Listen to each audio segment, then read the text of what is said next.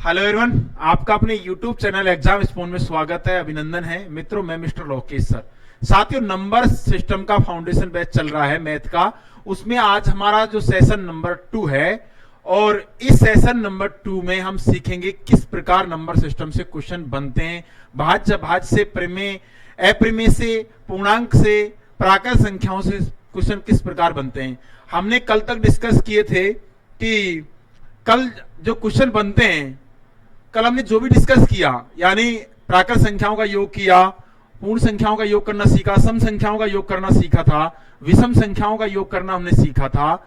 आज जो हम सीखेंगे कि भाज्य अभाज्य से क्वेश्चन क्या आते हैं, परिमेय संख्या किसे कहते हैं, अपरिमेय संख्या किसे कहते हैं, तो सारी चीजें इसमें क्लियर होगी। तो आप सभी से निवेदन है कि वीडियो को एंड तक अवश्य देखें। आपने नंबर सिस्टम कहीं से भी पढ़ा होगा, लेकिन आप यहां से पढ़ने के बाद महसूस करेंगे कि आपको नंबर सिस्टम कितना इजी वे में लगने वाला है। जैसे हमारे पास में क्वेश्चन, अब चलते हैं हम यहां दिया है हमें रेशनल इरेशनल नंबर, यानी परिमेय संख्या और अपरिमेय संख्या।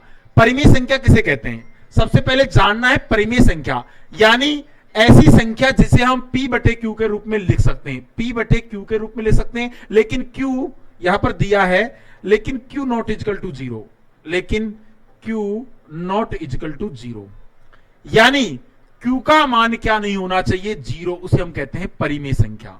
परिमेय संख्या जिसे अंश और हर के रूप में लिख सकते हैं, लेकिन हर का मान यानी नीचे वाला जो मान है वो कभी भी क्या नहीं होना चाहिए, शून्य नहीं होना चाहिए।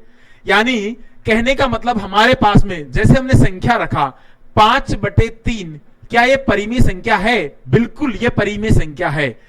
अगर एक बात समझना है पहले यहां पर, जैसे कि मैंने कहा कि 5 बटे 0, क्या ये परिमेय संख्या है? नहीं है। लेकिन मैंने कहा कि 0 बटे 5, 0 बटे 5 क्या परिमेय है? बिल्कुल परिमेय संख्या है। कहने का मतलब यह है, यह आता क्या है, जब हम 0 में किसी भी संख्या का भाग देते हैं तो आंसर निकल कर आता है 0। लेकिन किसी संख्या में जब 0 का भाग देते हैं, यदि 0 हमारे पास ऊपर रखी हुई है तो रिजल्ट निकल के आएगा 0, लेकिन 0 नीचे है तो हमारे पास रिजल्ट निकल के आएगा अनंत। आई होप क्लियर, यहां तक आपको समझना है। यानी ये चीज आपको 10th क्लास में भी पढ़ाई होगी कि परिमेय संख्या किसे कहते हैं, जिसे P बटे Q के रूप में लिखा जा सकता है, लेकिन Q नॉट इक्वल टू 0, उसे हम क्या कहते हैं, परिमेय संख्या कहते हैं। नंबर 2 परिभाषा, कुछ नंबर्स ऐसे होते हैं जिनके पूरे पूरे वर्गमूल बन जाते हैं, यानी वो नंबर जिनके पूरे पूरे वर्गमूल, पूरे पूरे घनमूल निकल जाते हैं, हम उन्हें भी क्या कहते हैं, परिमेय संख्या कहते हैं। जैसे हमने देखा यहां पर कि √4 इसका पूरा पूरा वर्गमूल होता है 2। हमने कहा 8 का घनमूल हमारे पास होता है 2। मैंने कहा √25 यानी 25 का वर्गमूल कितना होता है, 5। आई होप क्लियर, यहां तक आपको सारी चीजें समझ में आ रही होगी। यानी वो नंबर जिनका पूरा पूरा वर्गमूल, पूरा पूरा घनमूल निकल जाता है, वो भी परिमेय संख्या कहलाती है। क्वेश्चन ऐसा आता है, क्या √2 परिमेय संख्या है? बिल्कुल नहीं है, क्योंकि √2 का वर्गमूल नहीं निकलता है। लेकिन अगर उसने कहा √9 का ये क्या है, क्या ये परिमेय संख्या है? बिल्कुल ये परिमेय संख्या है, क्योंकि 9 का वर्गमूल जो होता है वो कितना होता है बच्चों, 3 होता है। कितना होता है? 3। यहां पर आपको ध्यान देना है। आगे चलते हैं थोड़ा सा, यानी 2 परिभाषा आपको समझ में आ चुकी है। परिमेय संख्या किसे कहते हैं, वो नंबर जिसे P बटे Q के रूप में लिखा जा सकता है, लेकिन Q not equal to 0, Q का मान कुछ भी रख लो लेकिन 0 नहीं रखना, उसे कहते हैं परिमेय संख्या। नंबर 2 हमने बताया कि वो संख्या जिनका पूरा पूरा वर्गमूल और पूरा पूरा घनमूल आसानी से निकल जाता है, उन्हें भी हम परिमेय संख्या कहते हैं। I hope clear. अब नंबर 3 हमको समझना है। नंबर 3 यानी दशमलव के बाद निश्चित अंकों की पुनरावृत्ति होती है, तो उसे भी हम क्या कहते हैं, परिमेय संख्या कहते हैं। क्या कहते हैं, परिमेय संख्या। यानी जब हमारे पास में ऐसा कोई नंबर आ जाता है, जैसे हमने भाग दिया कि 10 में भाग दिया 3 का, तो नंबर क्या आएगा, 3 तिया 9, पॉइंट 3 तिया 9, 3 तिया 9, 3 तिया 9, 3 तिया 9, यानी दशमलव के बाद निश्चित अंकों की पुनरावृत्ति हो रही है, तो ये भी एक क्या होगी, परिमेय संख्या होगी। क्या होगी, परिमेय संख्या। तो आई होप आपको इसका जस्ट विपरीत जो होगा वो क्या होगी, अपरिमेय संख्या। अब हम चलते हैं, हमें कुछ प्रकार के क्वेश्चन बनते हैं। क्वेश्चन नंबर पहला, सबसे छोटी अभाज्य संख्या, कल मैंने आपको पढ़ाया था सबसे छोटी अभाज्य संख्या किसे कहते हैं। यानी सबसे छोटी अभाज्य संख्या जो होती है वो क्या होती है, यानी वो नंबर जिसमें केवल खुद का ही भाग जाता है, स्वयं का ही पूरा पूरा भाग जाता है, उसे क्या कहा जाता है हमारे पास में अभाज्य नंबर। क्या कहा जाता है, अभाज्य नंबर।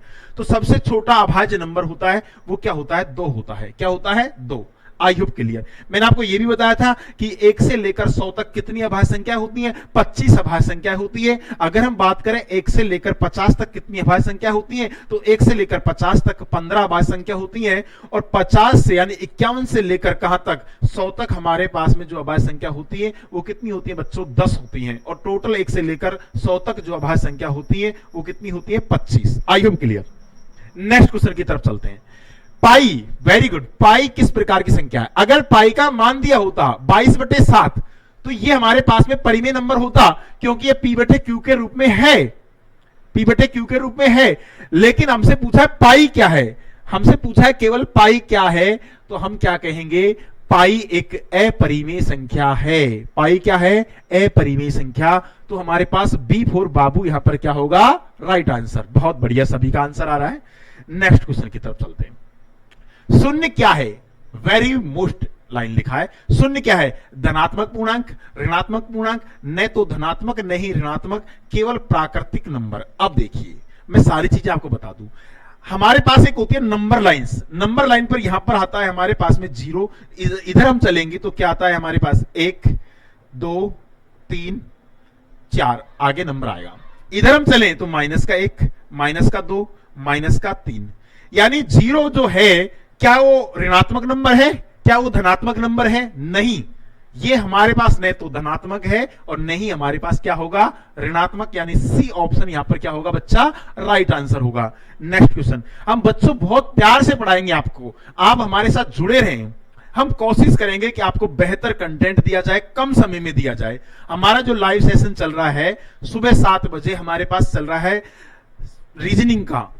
रीजनिंग के हम 25 क्वेश्चन करा रहे हैं। बच्चों का मैसेज आ रहे हैं सर 50 क्वेश्चन कराइए, यानी एक तरीके के 2 क्वेश्चन करवाइए। तो हम कल से कोशिश करेंगे कि 50 क्वेश्चन का एक सीरीज हम लॉन्च करें। तो आपका भरोसा हमारी सबसे बड़ी ताकत है।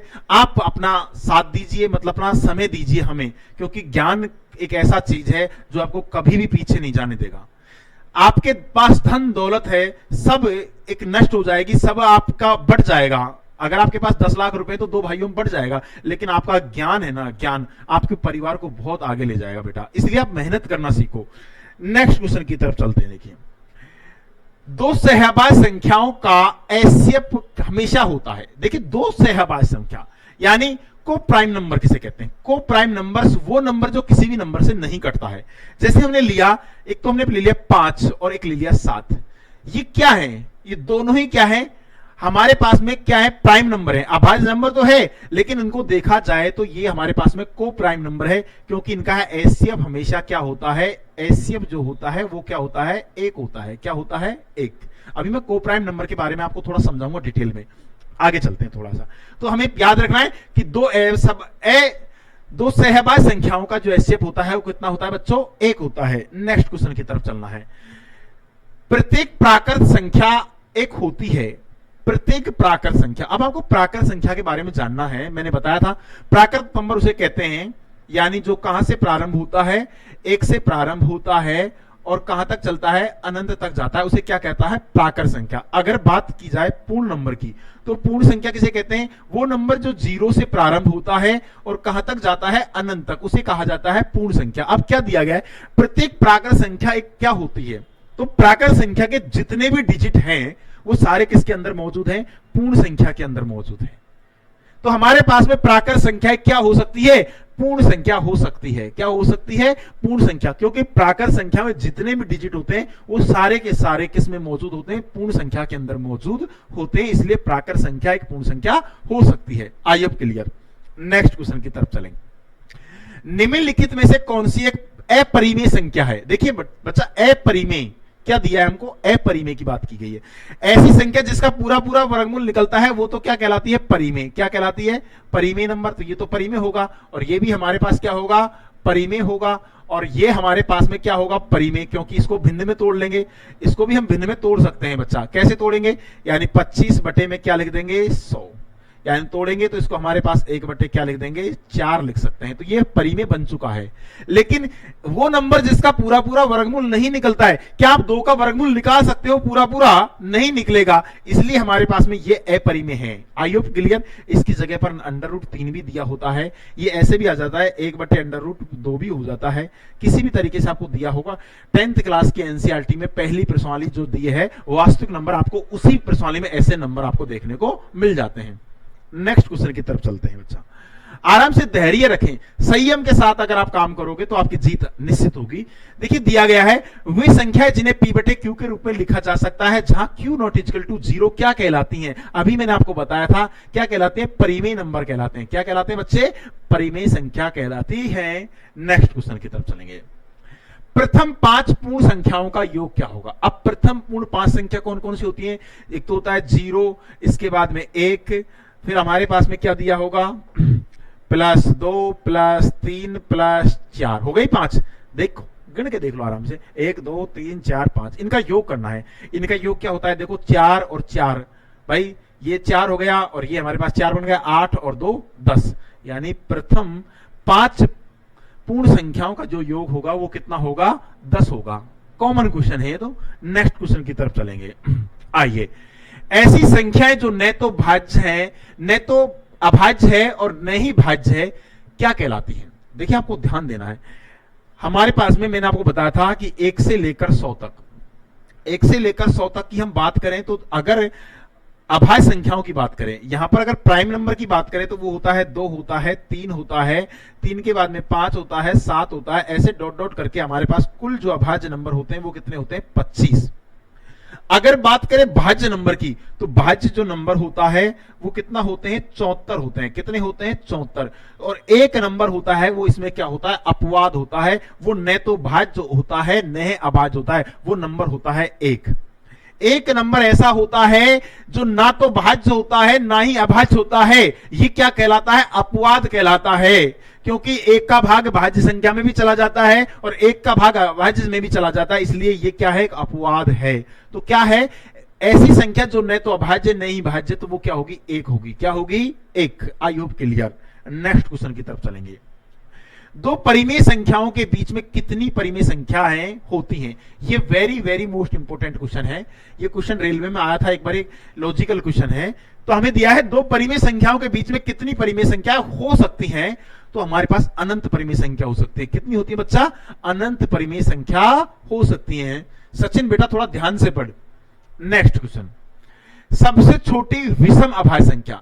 सबसे छोटी विषम अभाज्य संख्या, अगर बात करें सबसे छोटी अभाज्य संख्या की, अगर सबसे छोटी अभाज्य संख्या की बात करें तो क्या है? 2। लेकिन ये तो सम संख्या है, बाकी सारी की सारी जितनी भी अभाज्य संख्या होती है सारी की सारी क्या होती हैं? विषम नंबर होता है। लेकिन 2 एक क्या है? अपवाद है। तो यहां क्या दिया है? सबसे छोटी विषम अभाज्य संख्या कौन सी होगी? तो वो क्या होगी? 3 होगी। क्या होगी?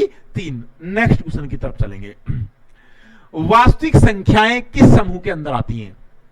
केवल परिमेय, केवल अपरिमेय, परिमेय और अपरिमेय दोनों। बिल्कुल, जो रियल नंबर होता है ना वो परिमेय और अपरिमेय दोनों के अंदर आती है। वो कैसे? अगर आपसे पूछा जाए क्या 5 परिमेय है, तो बच्चा 5 परिमेय है क्योंकि मैं 5 को 1 लगाकर इसको क्या बना सकता हूं? भिन्न में बना सकता हूं। तो कहने का मतलब दिया है, हमें दिया बताया है कि वास्तविक संख्या किस समूह के अंदर होती है। तो वास्तविक जो नंबर होते हैं वो परिमेय भी होते हैं और अपरिमेय भी होते हैं। नेक्स्ट क्वेश्चन की तरफ चलेंगे। देखिए अच्छा क्वेश्चन दिया है, 3 अंकों की सबसे बड़ी अभाज्य संख्या कौन सी होती है? ये क्वेश्चन अच्छा नंबर है। देखो 3 अंकों की सबसे जो बड़ी अभाज्य संख्या होती है वो आपको पता होना चाहिए, आपके माइंड में सेट होना चाहिए, छोटे छोटे नंबर्स। तो 3 अंकों की सबसे छोटी की बात करूं, अगर मैं बात करूं 3 अंकों की, 3 अंकों की सबसे छोटी अभाज्य नंबर,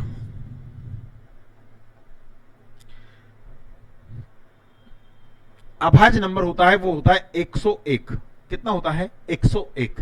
अगर 3 अंकों की सबसे बड़ी संख्या की बात करूं, बड़ी संख्या की बात करूं तो होता है 997। कितना होता है? 997। ये ध्यान देने का क्वेश्चन है, आपको खुद को पता होना चाहिए कि 3 अंकों की सबसे छोटी अभाज्य संख्या होती है वो होती है 101 और 3 अंकों की सबसे बड़ी अभाज्य संख्या होती है वो होती है हमारे पास 997। I hope clear. Next question की तरफ चलेंगे।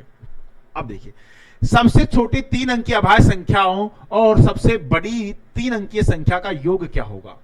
अब 3 अंक की सबसे छोटी संख्या क्या होती है 101 और सबसे बड़ी संख्या क्या होती है 997। अगर हम इनको जोड़ दिया जाए तो क्या आएगा 8, 9 और 10 यानी 1098 will be the correct answer. कौन सा ऑप्शन होगा, बी ऑप्शन यहां पर क्या होगा राइट आंसर। ये दो क्वेश्चन आप ध्यान से पढ़ लेना, ध्यान से आप इनको याद कर लेना कि 3 अंकों की सबसे छोटी संख्या होती है वो होती है 101 और 3 अंकों की सबसे बड़ी संख्या जो होती है वो होती है 997। ये छोटी छोटी चीजें जो लॉजिकली आपके माइंड में याद होनी चाहिए।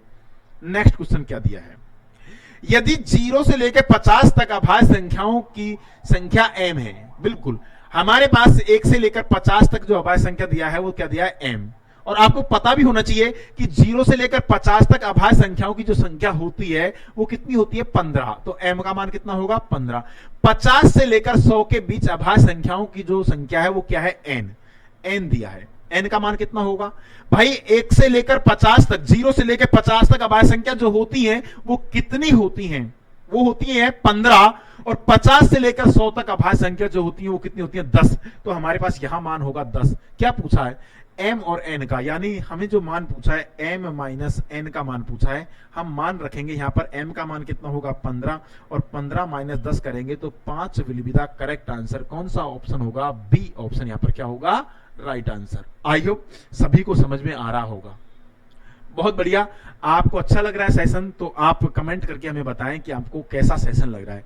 नेक्स्ट क्वेश्चन की तरफ चलते हैं। देखिए पहली 10 अभाज्य संख्याओं का योग क्या होगा। ये टेक्नीशियन में पूछा गया क्वेश्चन है, 2024 में जो पेपर लगा था उसमें ऐसा क्वेश्चन पूछा गया है। जो बच्चे पढ़ के जाते हैं उनको पता होता है 129 होता है 10 अभाज्य संख्या, क्योंकि ये कॉमन क्वेश्चन है और ये रिपीटेड क्वेश्चन कई बार एग्जाम में आया हुआ क्वेश्चन है ये। लेकिन फिर भी हम करके देखेंगे। पहली 10 अभाज्य संख्याओं का क्या निकालना है, हमें योग निकालना है।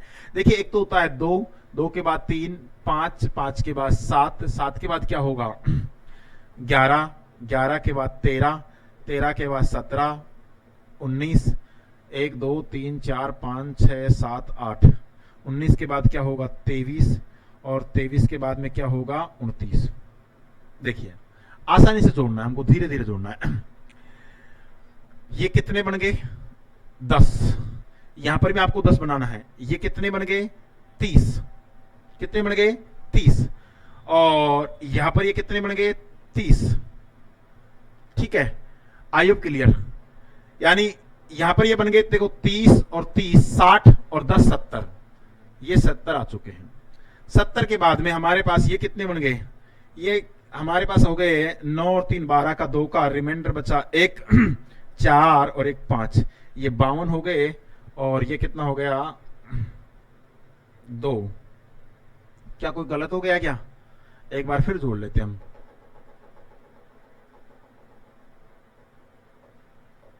आसानी से जोड़ने हैं। देखो ये कितने हो गए, यहां से जोड़ते हैं।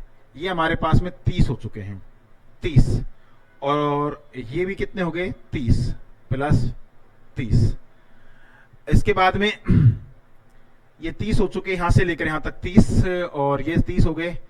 ये कितने हो गए 17 और 13, ये भी कितने हो गए 30। ठीक है, अब बचा क्या है, ये 8 और 2 10, ये प्लस क्या हो गए 10, यानी 30 30 दूनी 60, 30 या 90 10 100 और ये 29 हमारे पास बच गया 129। यानी प्लस में हम इसमें 29 जोड़ेंगे तो 129 will be the correct answer होगा, नहीं होगा। आई होप क्लियर, आपको समझ में आ चुका है कि पहली 10 अभाज्य संख्याओं का जो योग होगा वो कितना होगा 129। आई होप आपको कुछ समझ में आया होगा। नेक्स्ट क्वेश्चन, निम्नलिखित में से एक अभाज्य संख्या है, निम्नलिखित में से एक अभाज्य संख्या। अब ये जो क्वेश्चन है ना बहुत ट्रेंडिंग क्वेश्चन है और ऐसे क्वेश्चन में हमारा टाइम खराब होता है, लेकिन फिर भी हम कोशिश करेंगे कि इनको कैसे हमें बेहतर बनाना है। देखिए सबसे पहले ए ऑप्शन को चेक करते हैं, ये किसके वर्ग के आसपास है, यानी ये हमारे पास में 21 के स्क्वायर के पास है। 21 का स्क्वायर हमारे पास होता है 441, तो 441 के नियर बाई मेरा नंबर है। तो हम क्या करेंगे 21 से पहले जितने भी हमारे पास अभाज्य संख्या है उन सबका हम यहां भाग देकर देखेंगे। देखिए हमारे पास अभाज्य नंबर एक तो 2 होता है, 3 होता है और 5 होता है, 7 होता है और 11 13 17 19। अब इनका भाग देखिए, 2 का भाग नहीं जाएगा, 3 का भाग नहीं जाएगा, क्योंकि 3 का भाजकता का नियम कहता है अंकों के योग में, तो अंकों का योग करेंगे तो 14 हो रहा है, नहीं जाएगा। 5 का भाग जाएगा ही नहीं। 7 का भाग जा रहा है कि 7 6 की 42, नहीं जा रहा 7 का। 11 का भाग जा रहा है, अल्टरनेट नंबर जोड़ के देखेंगे 7 का भाग हमारे पास 11 का भाग नहीं जा रहा है। 13 दूना 26, 13 3 39, 13 का भाग नहीं जा रहा है।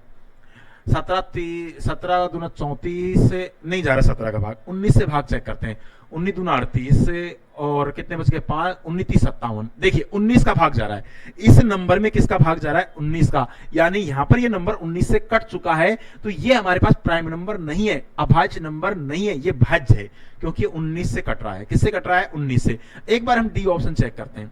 डी ऑप्शन भी हमारे पास वही नंबर है, किसके आसपास है, ये 20 के वर्ग के पास में है, यानी 20 का वर्ग कितना होता है 400। 20 का वर्ग 400 होता है, तो हम चेक करेंगे एक बार इन्हीं नंबरों से, क्योंकि हमारे पास 20 का वर्ग होता है 400 और 400 के जो 20 तक की सबसे छोटी अभाज्य संख्या है वो यही होती है। 2 का भाग जा रहा है कि नहीं जाएगा। 3 का भाग नहीं, 10 और 3 13 नहीं जाएगा। 5 का भाग नहीं जाएगा। 7 का भाग चेक करते हैं, 7 5 35 बच गए हमारे पास में, 2 नहीं जाएगा 7 का। 11 का भाग देके देखेंगे 6 नहीं जाएगा। 13 का भाग देके देखेंगे 13 दूना 26, 13 का भाग नहीं जाएगा। 17 का भाग 17 दूना 34 और कितने बच गए हैं 3 33 नहीं जाएगा। 19 का भाग देते हैं, 19 दूना 19 कम 19, 19 का भाग नहीं जाएगा, यानी वही नंबर होगा। ये क्या है हमारे पास में एक प्राइम नंबर है, क्योंकि 19 का भाग भी नहीं जा रहा, किसी का नंबर का इसमें भाग नहीं जा रहा। बाकी नंबर है आप इनको चेक कर सकते हैं एक बार, और ये हमारे पास राइट आंसर होगा। नेक्स्ट क्वेश्चन की तरफ चलेंगे। देखिए निम्नलिखित में से कौन से अभाज्य संख्याओं का एक जोड़ा है। अब हमें समझना है को प्राइम नंबर। को प्राइम नंबर के बारे में थोड़ा आपको यहां पर समझना होगा। देखिए को प्राइम नंबर क्या होता है। को प्राइम नंबर के बारे में आपको समझना है। को प्राइम नंबर उसे कहते हैं कि जो नंबर किसी से भी नहीं कट रहे हैं। दो ऐसे नंबर जो किसी से नहीं कट रहे हैं। जैसे हमने लिया 5 और 7, ये क्या कट रहे हैं क्या, ये किसी नंबर से कट रहे हैं क्या, नहीं कट रहे। जैसे हमने लिया 25 और 16, क्या ये कट रहा है कोई नंबर, नहीं कट रहा। कुछ लोगों ने यहां पर एक भ्रांति बना रखी है कि को प्राइम नंबर अभाज्य नंबर को कहते हैं। अभाज्य नंबर को प्राइम नंबर कहा जाता है। अरे भाई भाज्य को भी कहा जा सकता है को प्राइम नंबर। क्या ये नंबर यहां 25 है और ये 16 किसी नंबर से कट रहा है क्या, ये नहीं कट रहा। जैसे हमने लिया यहां पर एक 8 लिया, एक 5 लिया, और भी हमने नंबर लिए 16 लिया, और ये देखो 20 ले लिया। अब ये देखिए क्या ये कोप्राइम है, ये कोप्राइम नहीं है, क्योंकि ये किससे कट रहा है 4 से कट रहा है। किससे कट रहा है 4 से कट रहा है। 4 से कट रहा है तो ये 4 से कटेगा तो कितने पर कटेगा 4 चौक 16 और ये 4 पंजे 20। अगर हम इसकी बात करें तो ये हमारे पास में कोप्राइम नंबर है। कोप्राइम नंबर का मतलब होता है कि जो नंबर किसी से भी नहीं कट रहा हो वो क्या कहलाता है कोप्राइम नंबर। अब आपको समझना इस बात में यहां पर यह है कि ये दोनों, ये क्या है, ये प्राइम नंबर है, ये भी प्राइम नंबर है, ये क्या है, ये नॉन प्राइम नंबर है। ये क्या है नॉन प्राइम नंबर, और ये भी नॉन प्राइम नंबर है। कोई जरूरी है कि प्राइम नंबर ही हमारे पास में को प्राइम नंबर होता है, ऐसा कोई जरूरी नहीं है। देखो यहां पर ये तो प्राइम है, प्राइम भी हमारे पास सहभाज्य नंबर हो सकते हैं, और नॉन प्राइम नंबर होते हैं वो भी सहभाज्य नंबर हो सकते हैं। शर्त ये होनी चाहिए कि वो नंबर किसी से कट नहीं रहे हो। अगर नंबर कट गए ना, किसी नंबर से कट गया, तो हमारे पास में वो कोप्राइम नंबर नहीं होगा। ये ध्यान देना आपको। जैसे हम चलते हैं क्वेश्चन नंबर, ये हमें दिया है क्या, इधर देखिए, निम्नलिखित में से कौन सा सहभाज्य संख्याओं का एक जोड़ा है। अब देखो जरा इसको चेक करेंगे। 49 7 से कट रहा है, इसको भी 7 से काट के देखेंगे तो 7 6 की 42, देखो कट रहा है। 7 6 की 42 बच गए 3, 7 5 35, यानी ये 7 से कट गया, तो ये को प्राइम नंबर नहीं होगा। जरा इसको चेक करेंगे, ये 11 से कट रहा है, 11 से काटेंगे 7 बार, और इसको 11 से काटेंगे 11 3 33 बच गए 3, 11 3 33, ये भी नहीं होगा क्योंकि नंबर कट रहे हैं। इधर देखेंगे ये हमारे पास में नंबर कट रहा है किसी से, ये किससे कट रहा है, हाँ ये नहीं कट रहा। इसको चेक करते हैं, 2 से कट रहा है 26 बार, और 2 से कट रहा है 12 बार, फिर भी कट रहा है 13 बार, और ये कट रहा है 6 बार, तो ये हमारे पास में कोप्राइम नंबर नहीं होगा। तो यही ऑप्शन राइट होगा। आइए अब समझ में आ रहा होगा आपको कि मैंने क्या बताया। कोप्राइम नंबर किसे कहते हैं कि वो नंबर जो किसी से नहीं कट रहा हो। तभी तो हमने बताया था कि दो सहभाज्य संख्याओं का जो एचसीएफ होता है, इनका जो एचसीएफ होता है, HCF होता है, वो कितना होता है 1 होता है। क्या होता है 1। दो सहभाज्य नंबर यानी दो को प्राइम नंबर का जो HCF होता है ऑलवेज 1 होता है। क्या होता है 1। देखिए यहां पर हम चलते हैं थोड़ा सा, इन दोनों का अगर HCF की बात करें तो क्या होगा 7, इन दोनों का HCF की बात करते तो 11 होता, इनका अगर एचसीएफ की बात करते तो हमारे पास में कहीं ना कहीं क्या होते, 4 होता। क्या होता, 4। आई होप आपको क्लियर समझ में आ रहा होगा।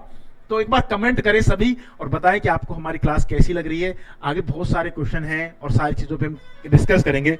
आगे क्वेश्चन लिया गया देखिए, ये क्वेश्चन दिया है, नीचे दिए गए जोड़े में कौन से जोड़े में कोई भी संख्या अभाज्य नहीं है, अभाज्य नंबर नहीं है, यानी प्राइम नंबर नहीं है, लेकिन दोनों संख्याएं सहभाज्य। ये अच्छा क्वेश्चन दिया है। ये बच्चों को थोड़ा कंफ्यूज करता है। क्वेश्चन के अंदर दम नहीं है, क्वेश्चन के अंदर बाबू कोई दम नहीं है, लेकिन दम है तो इसकी लैंग्वेज में होती है। तो आपकी भी अगर लैंग्वेज में दम है ना, तो आपकी वैल्यू बनेगी। तो क्वेश्चन की वैल्यू लैंग्वेज से बन जाती है। जैसा दिया गया है कि नीचे दी गई जोड़ी में कौन सी एक सह अभाज्य, यानी संख्या अभाज्य संख्या नहीं है, लेकिन वो सहभाज्य नंबर है। अब देखो, ये हमारे पास में ये दोनों क्या है, ये दोनों देखो कट रहा है। किससे कट रहा है, ये कट रहा है हमारे पास में 3 7 से कट रहा है। और हमें देखना है दोनों ही अभाज्य नंबर नहीं होना चाहिए। ये दोनों अभाज्य भी नहीं है, लेकिन ये कट रहे हैं। अब देखो, ये हमारे पास में दोनों ही अभाज्य हैं, दोनों ही अभाज्य, तो ये तो वैसे ही नहीं होगा क्योंकि इसने मना कर दिया, अभाज्य नहीं होना चाहिए। ये देखा जाए तो दोनों ही क्या है, एक अभाज्य है और एक क्या है, भाज्य है। तो ये वैसे ही नहीं होगा। इसको देखा जाए, ये हमारे पास में दोनों ही क्या है, दोनों ही नॉन प्राइम नंबर हैं। 8 भी नॉन प्राइम नंबर है, ये भी नॉन प्राइम नंबर है, और ये भी हमारे पास में नॉन प्राइम नंबर है। और ये हमारे पास किसी से कट नहीं रहे। यहां पर देखो 8 और 25 किसी कट रहा है क्या, नहीं। और इसका एचसीएफ भी निकल के क्या आएगा, एक ही आएगा। तो यही हमारे पास में क्या होगा, राइट आंसर। डी ऑप्शन यहां पर क्या होगा, राइट आंसर। आई होप आपको समझ में आ रहा होगा। अब हम चलते हैं, अब अगला जो हमारा जो साइड है वो है यूनिट डिजिट, यानी इकाई नंबर को हम देखना है, इकाई के अंक कैसे आते हैं। अब देखिए, आपको इकाई का अंक निकालना बहुत बेसिक क्वेश्चन है। अगर क्वेश्चन किस तरीके से आता है, डिपेंड करता है क्वेश्चन किस लैंग्वेज से आ रहा है। जैसे आपके पास साथ ऐसे क्वेश्चन आ गया कि 1 गुणा में 2 गुणा में 5 गुणा में 3 गुणा में 4 गुणा में 5, ऐसे आ गया। अब यहां पर आपको देखना है कि यहां पर इकाई अंक क्या होगा। यहां पर इकाई अंक आपको जहां भी 5 दिखे, एक तो 5 दिखे और यहां जहां भी आपको 2 दिखे, 5 और एक सम संख्या दिखा है। 5 को जब किसी भी सम संख्या से गुणा करते हैं तो वहां पर रिजल्ट जो निकल के आता है, यूनिट डिजिट जो निकल के आता है, वो क्या आता है, 0। देखो यहां पर हमने देखा 5 दूनी 10, 5 दूनी 10। तो अगर इसको पूरे को मल्टीप्लाई करने की जरूरत नहीं है, हमारे पास यूनिट डिजिट जो होगा वो क्या होगा, 0 ही होगा। क्या होगा, 0 ही होगा। ऐसा क्वेश्चन हमको दे दिया कि 1 गुणा में 2 डॉट डॉट डॉट गुणा में 99, और यहां पर आपको दे दिया 99 तक दे दिया, ठीक है। इसमें यूनिट डिजिट क्या होगा, इसमें यूनिट डिजिट होगा वो क्या आएगा। तो आपको ध्यान देना है बच्चा, यहां भी आपको ध्यान देना है कि हमारे पास कहीं ना कहीं जो इसमें होगा, हमारे पास क्या है, ये 2 है। आगे चलेंगे तो क्या आएगा, 3 भी आएगा, आगे चलेंगे 5 भी आएगा, आगे चलेंगे 6 भी आएगा। देखो आगे हम यहां चलेंगे तो 3 आया, 4 आया, 5 भी आएगा। अब देखो ये जो जोड़ा बना है 5 का 20, तो इकाई अंक 0 आ गया ना, यूनिट डिजिट क्या आ गया, 0। तो यहां भी इकाई अंक क्या आएगा, 0। ये छोटे छोटे कॉन्सेप्ट होते हैं जो आपको ध्यान देना है। अगर हमसे इस प्रकार क्वेश्चन दे दिया कि यहां दे दिया, ये क्वेश्चन नंबर 1 हो गया, ये क्वेश्चन नंबर 2 हो गया। अगर हमें दे दिया क्वेश्चन नंबर 3 इस प्रकार दे दिया कि 1 गुणा में 3 गुणा में 5 गुणा में 7 डॉट डॉट डॉट 19 दे दिया। अब यहां हो क्या रहा है, आपको थोड़ा समझना है इसमें। यहां पर हमारे पास हो क्या रहा है, 5 गुणा हो रहा है। 5 और ये सारे जो नंबर हैं वो क्या है, विषम नंबर है। क्या है, विषम नंबर। 5 जब भी कोई विषम नंबर से गुणा होता है तो क्या आएगा, यूनिट डिजिट क्या आएगा, 5 आएगा। क्या आएगा, 5। और सारे ही विषम नंबर है, तो यानी हमारे पास यहां पर जो यूनिट डिजिट निकल के आएगा वो क्या आएगा, 5 ही आएगा। तो ये छोटे छोटे चीज आपको समझना है। अब हम चलते हैं नेक्स्ट। अगर हमें क्वेश्चन इस प्रकार आ गया तो क्या होगा, जैसे हमें क्वेश्चन आया 144 की पावर आ गया 126 आ गया। यहां पर हमसे इकाई अंक पूछा तो क्या करना है। अगर कॉमन क्वेश्चन आ रहा है तो हम उसका इकाई अंक निकाल लेंगे। अगर इस प्रकार क्वेश्चन आएगा तो क्या करना होगा, हमें क्या करना है, घात को छोटा करने के लिए 4 का भाग देना है। किसका भाग देना है, 4 का। 4 का भाग क्यों देते हैं, देखो 2 4, 4 का दुगुना 8, 8 का दुगुना 16, 16 का दुगुना 32, 32 का दुगुना 64। देखिए 1 2 3 4, यानी 4 अंकों के बाद में इकाई अंक की क्या होती है, पुनरावृत्ति होती है। इसलिए हमारे पास में नंबर को छोटा करने के लिए किसका भाग देते हैं, 4 का भाग देते हैं। किसका भाग देते हैं, 4 का भाग क्यों देते हैं, किसी भी घात को छोटा करने के लिए 4 का भाग ही क्यों दिया जाता है, क्योंकि 4 अंकों के बाद में इकाई अंक की क्या होती है, पुनरावृत्ति होती है। इसलिए हम घात को छोटा करने के लिए 4 का भाग देते हैं। अगर यहां पर हमें बात करना है तो हमें इस नंबर से कोई मतलब नहीं है, हमें केवल इकाई नंबर से मतलब है, और इसमें हमें 4 का भाग देना है। 4 का भाजकता का नियम होता है, यदि किसी संख्या के लास्ट के 2 डिजिट में भाग 4 का चला जाता है तो वो संख्या 4 से पूरी पूरी बार विभाजित होगी। तो हमें यहां पर भी क्या करना है, 4 की पावर ओनली कितनी लेनी है, 26, और इसी में हमें 4 का भाग देना है। अब 4 का भाग देने पर रिमाइंडर जो बचता है उसको लेना है।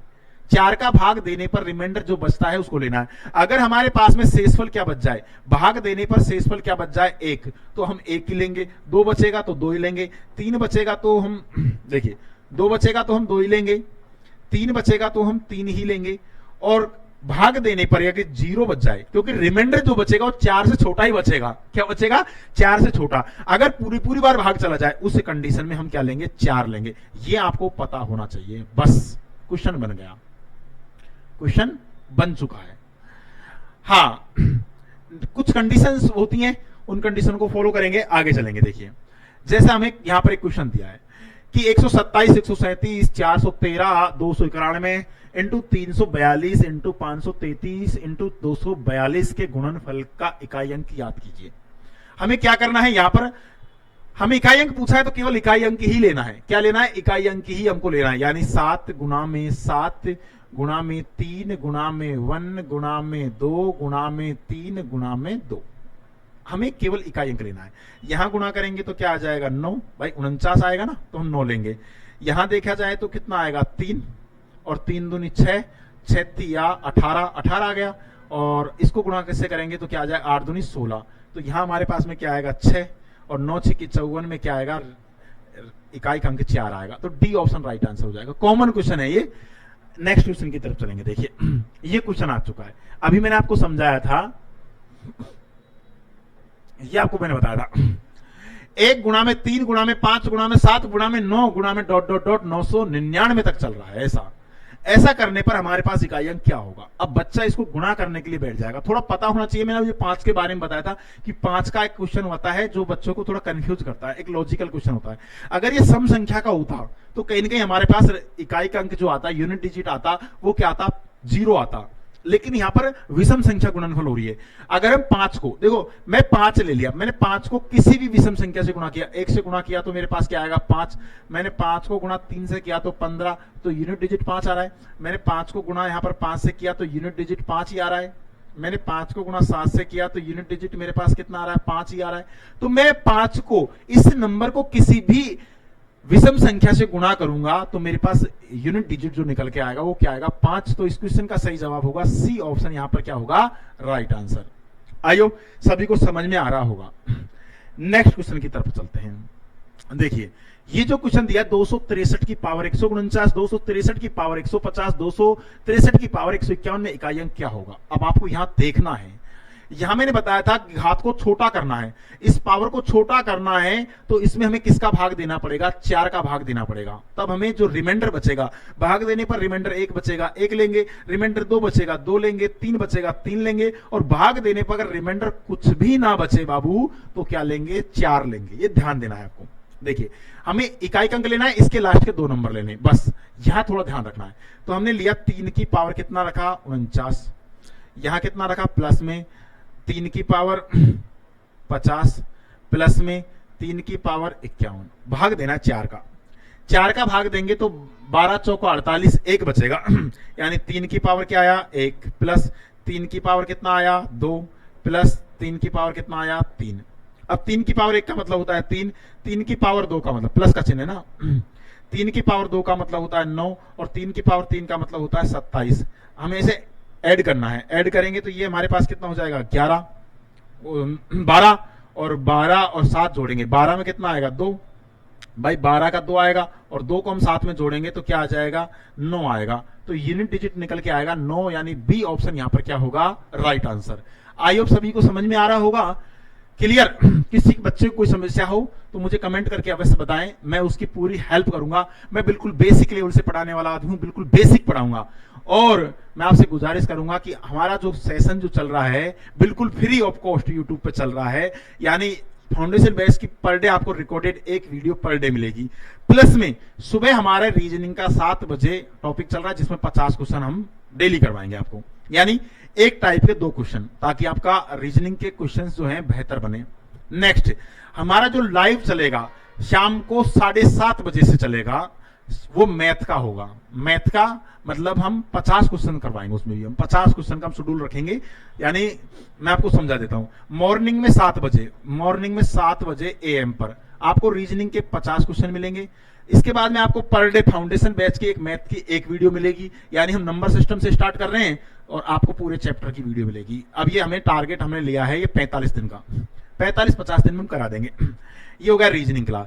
इसके बाद में आपको शाम को 7 बजे, 7:30 बजे, शाम को 7:30 बजे आपको PM पर आपको 50 क्वेश्चन का आपको रेलवे के लिए इंपॉर्टेंट क्वेश्चन होंगे, वही 25 क्वेश्चन होंगे, एक टाइप के 2 क्वेश्चन लेंगे, थोड़ा डिफरेंट, तो 50 क्वेश्चन उसमें आपके कवर हो जाएंगे। आपको यूट्यूब पे हम इतना कुछ फ्री दे रहे हैं, अगर हमारा टाइम हमको मिलेगा, क्योंकि टाइम ऑफिस का थोड़ा काम होता है, टाइम मिलेगा तो हम पर डे आपको एक चैप्टर और एडवांस में करवा देंगे। ये हम शेड्यूल बना रहे हैं अभी। अब आगे चलते हैं नेक्स्ट क्वेश्चन की तरफ। देखिए अच्छा क्वेश्चन है ये, वेरी मोस्ट इंपोर्टेंट क्वेश्चन है। अब इसको बनाना कैसे है, दिया गया है 57,242 की पावर 9 गुणा 7 गुणा 5 गुणा 3 गुणा 1 के प्रसार में इकाई का अंक क्या होगा। अब बच्चा इसमें कंफ्यूज हो रहा है कि हमें इकाई का अंक निकालना कैसे है। आप इनको चाहो तो एक बार मल्टीप्लाई कर लो, और अगर आप इसमें नहीं भी चाहो तो इसको करना कैसे है, देखो मैं आपको बता दूं। इसमें भी हमें 4 का भाग देना है, जो पावर दी हुई है ना, हमें इकाई का अंक लिया 2 ले लिया। इसके बाद में 9 में भी हमने किसका भाग दिया, 4 का। इसके बाद 7 में भी हमने किसका भाग दिया, 4 का। 3 में भी हमने किसका भाग दिया, 4 का। और 1 में हम भाग देंगे 4 का, 1 में भी हम भाग देंगे 4 का। अब देखिए जरा, यहां पर हम भाग देंगे तो क्या बचेगा भाई, 4 दूनी 8, तो 1 रिमाइंडर बचेगा, 1 गुणा में यहां भाग देंगे भाई, 4 दूनी 8, तो माइनस का 1 बचेगा, माइनस का क्या बचेगा 1 गुणा, यहां भाग देंगे तो क्या बचेगा, 4 एकम 4, यानी माइनस का 1 बचेगा। यहां भाग देंगे तो 1 ही आएगा, क्या आएगा 1। I hope clear. देखिए इसको हम गुणा करें, अगर इसको हमें गुणा करना है तो गुणा करने के लिए हम क्या करेंगे, माइनस गुणा माइनस करेंगे प्लस, तो 2 की पावर 1 का मतलब क्या होगा, 2 ही आएगा। क्या आएगा 2। अगर आपको इस तरीके से समझ में नहीं आ रहा तो ऐसे कर लो, आप इन दोनों को गुणा करके 4 का भाग दे लो, इन दोनों को गुणा करके भी 4 का भाग दे लो। देखो 2 की पावर हमारे पास में कितना हो गया, ये कितने हो गए, 9 7 63, तो हम 63 में 4 का भाग देंगे, 63 में किसका भाग देंगे, 4 का। और यहां भी हमारे पास कितना आया, 5 या 15, 15 में भी किसका भाग देंगे, 4 का। देखिए 2 की पावर, यहां कितना रिमाइंडर बचा है, यहां जो रिमाइंडर बचा है 15 चौको 60, तो यहां 3 बचेगा। और यहां जो हमारे पास कितना बचेगा, 4 तिया 12, तो 3 बचेगा। इसमें हमें किसका भाग देना है, फिर 4 का, क्योंकि बड़ी संख्या आ रही है। तो 2 की पावर क्या आ जाएगा, ये कितने हो जाएंगे 9, और 9 में हमें 4 का भाग देना है, तो 2 की पावर कितना बचेगा, 1 भाई, 1 बचेगा। 2 की पावर 1 का मतलब क्या होता है, 2। आप चाहो जिस तरीके से कर सकते हो, ये मैंने आपको बता दिया सेकंड तरीके से, और ये मैंने आपको बता दिया फर्स्ट में। आपको जैसे आपको इच्छा है इस तरीके से आप क्वेश्चन को लगा सकते हैं। एक क्वेश्चन बेहतरीन है, अच्छा क्वेश्चन है, आपको यहां पर थोड़ी चीजें समझने को मिलेंगी। क्या दिया गया है, किसी पूर्णांक वर्ग संख्या में कभी भी इकाई अंक के स्थान पर कौन सा अंक नहीं हो सकता। ये एक लॉजिकल क्वेश्चन है, क्वेश्चन के अंदर दम नहीं है, लेकिन लॉजिक के आधार पर क्वेश्चन बढ़िया बन गया। देखिए अगर इसमें दिया है किसी पूर्णांक वर्ग संख्या में कभी भी इकाई अंक के स्थान पर कौन सा अंक नहीं आएगा। देखिए आपको अगर तैयारी करनी थोड़ा पता होगा, लेकिन मैं आपको बता दूं, जैसे 1 का वर्ग करेंगे तो क्या आएगा 1, 2 का वर्ग करेंगे तो क्या आएगा 4, 3 का वर्ग करेंगे तो क्या आएगा 9, 4 का वर्ग करेंगे तो क्या आएगा 16, 5 का वर्ग करेंगे तो क्या आएगा 25, 6 का वर्ग करेंगे तो क्या आएगा 36, 7 का वर्ग करेंगे तो क्या आएगा 49, 8 का वर्ग करेंगे तो क्या आएगा 64, और 9 का वर्ग करेंगे तो क्या आएगा 81, और 10 का वर्ग करेंगे तो क्या आएगा 100। I hope clear. यहां पर जो हमारे पास अंक जो होते हैं, अंक जो होते हैं वो कौन कौन होते हैं, यानी अंक हमारे पास में एक 0 होता है, 1 होता है, 2 होता है, 3 होता है, 4 होता है, 5 होता है, 6 होता है, 7 होता है, 8 होता है और 9 होता है। क्या आपको एक मिल रहा है? क्या आपको एक मिल रहा है? बिल्कुल हमें एक मिल रहा है। देखिए, एक मिल रहा है, एक मिल रहा है। क्या आपको 4 मिल रहा है? 4 मिल रहा है। 9 मिल रहा है? 9 मिल रहा है। 6 मिल रहा है? बिल्कुल 6 मिल रहा है। 5 मिल रहा है? 5 मिल रहा है। 9 मिल रहा है, रिपीट हो गया। 4 रिपीट हो गया। 1 रिपीट हो गया। 0 ये मिल गया। कौन कौन से नंबर आपको देखने को नहीं मिले? देखो, एक तो 2 नहीं मिला, 3 नहीं मिला, 7 नहीं मिला, 8 नहीं मिला। यानी पूर्ण वर्ग संख्याओं का कभी भी इकाई अंक जो होता है वो 2 नहीं होगा, 3 नहीं होगा और 7 नहीं होगा और क्या नहीं होगा? 8। तो हमें क्या दिया गया है कि किसी पूर्णांक वर्ग संख्या में कभी भी इकाई का अंक नहीं हो सकता। तो ऑप्शन में हमें 2, 3, 7, 8 में जो भी नंबर दिया होगा वही हमारा राइट आंसर होगा। तो हमें क्या दिया हुआ है? 8। अगर 8 की जगह पर कोई दूसरा नंबर दिया होता, 8 की जगह पर हमें नंबर दिया होता, 2 दिया होता, 3 दिया होता, 7 दिया होता, 8 दिया होता, तो ये कभी भी पूर्ण वर्ग संख्या के इकाई अंक नहीं होते हैं। ये ध्यान देना है आपको। आई होप आपको हमारा वीडियो कैसा लगा। नेक्स्ट कल वीडियो नंबर 3 के लिए आप रेडी रहे। बहुत धन्यवाद मित्रों।